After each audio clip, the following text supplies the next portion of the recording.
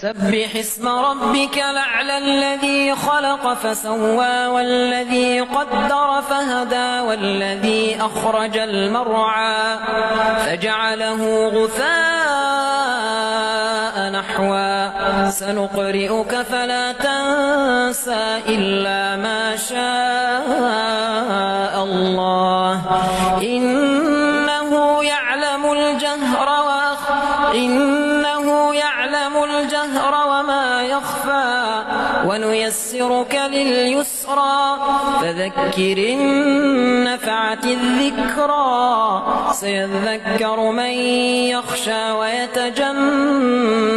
الأشقى الذي يصلى النار الكبرى ثم لا يموت فيها ولا يحيا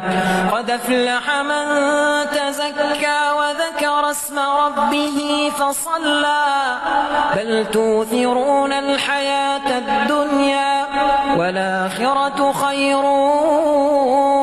وأبقى إن هذا لفي الصحف الأولى صحف إبراهيم وموسى.